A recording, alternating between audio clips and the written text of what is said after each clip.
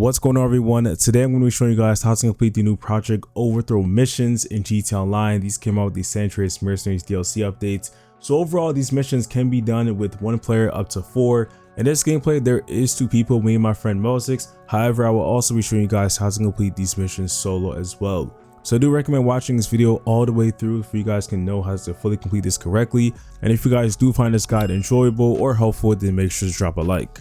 Alright, to get started with the missions, you have that over to your venture. Make sure you do have the operations terminal upgrade that can be bought on the Warside Cash and Carry website or upgraded in your hangar for $1,450,000. So to get started, head over to this tablet screen that is now located in your Avenger, and then get started with the Project Overthrow missions on the left side.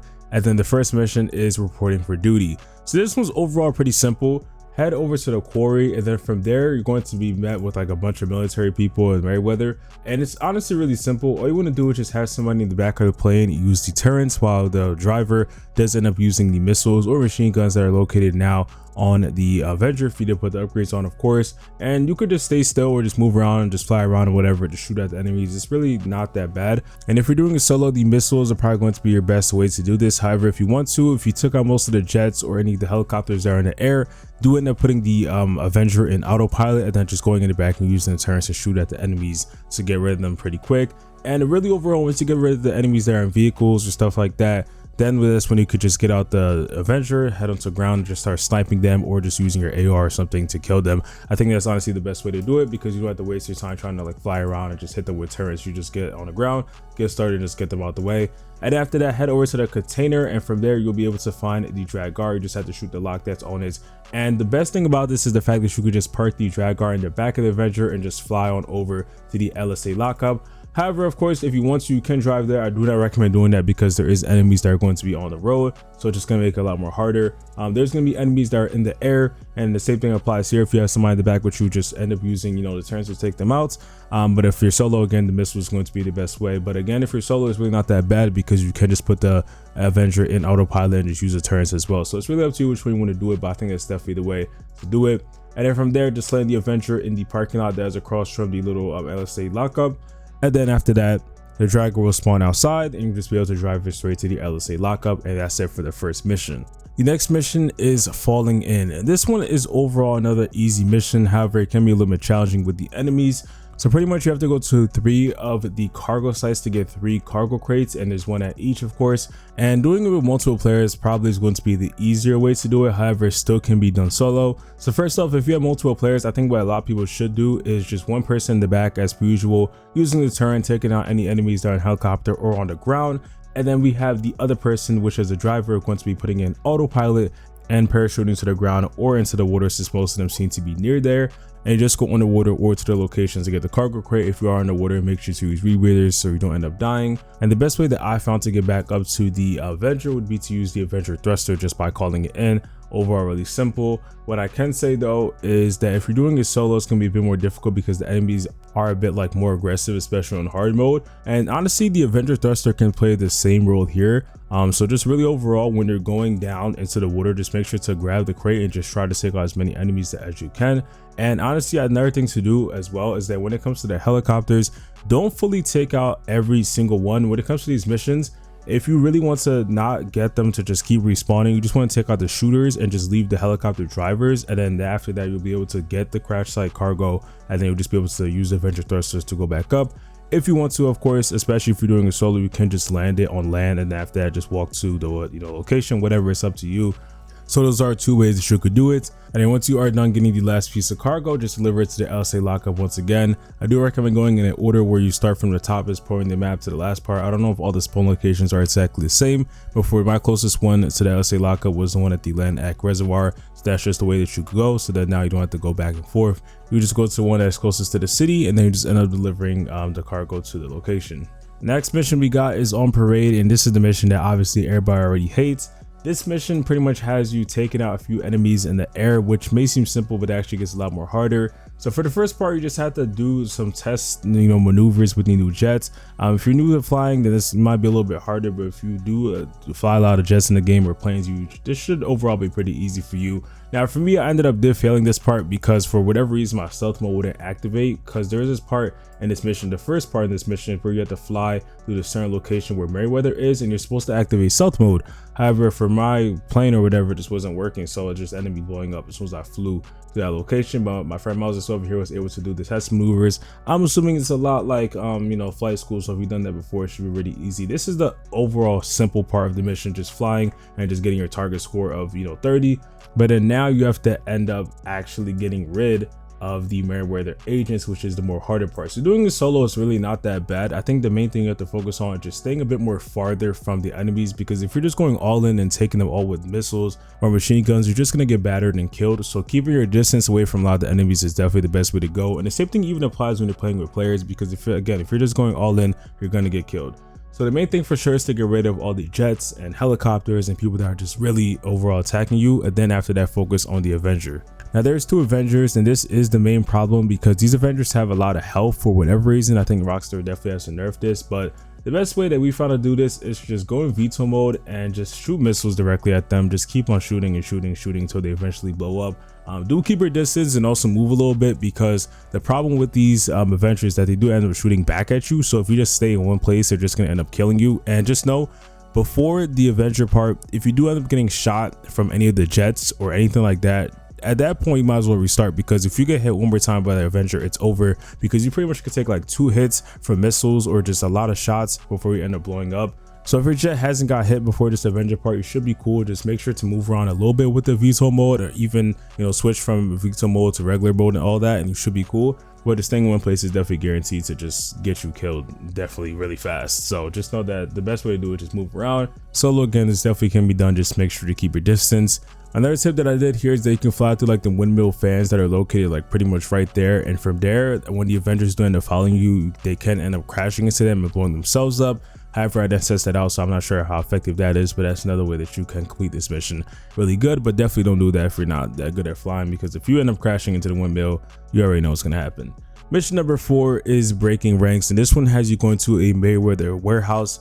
You gotta do is just steal some Merryweather crates. Now you do have the options to do this stealthily, or you can actually do it aggressive. I feel like stealth is the way to do it because it's really simple, and even solo wise you can do it stealth. It's just you just gotta make sure that you line the targets correctly and just shoot them back to back really quickly before they end up getting alerted.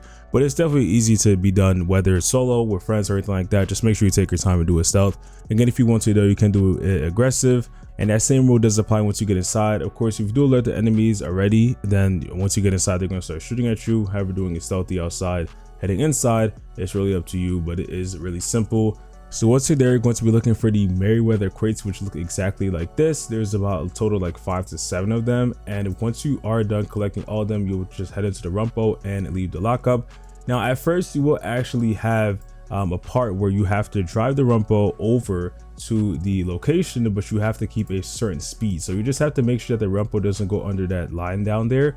And if it does, you do end up getting locked on. And if it eventually gets locked on too long, then of course you're going to get blown up and end up failing the mission. So just keep the speed pretty high. Try not crash into any of the vehicles, and it should be overall really simple.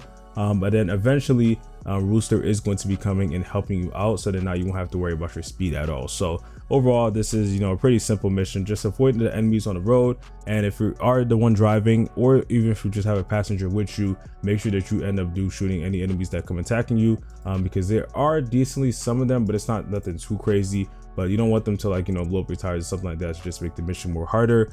Now this mission at first, I mean, a lot of people did think that you could just drive the rumpo into the Avenger, just fly it over there, just like the Dragger in the first mission. However, Rockstar did turn the tables a little bit and made sure that the Avenger actually got blown up by the enemies, and you have to drive the rumpo no matter what over to the lockup. So it's a really simple mission, and then once you get close to the lockup as well, the enemies do actually just get away, so it's just even more easier. So I don't see a lot of people failing this mission at all, whether solo or with friends. It's just a bunch of enemies you got to take out, and most of the time, if you just want to, you can just end up using missiles, rocket launchers, whatever, and it's overall a mission that can be completed pretty quickly.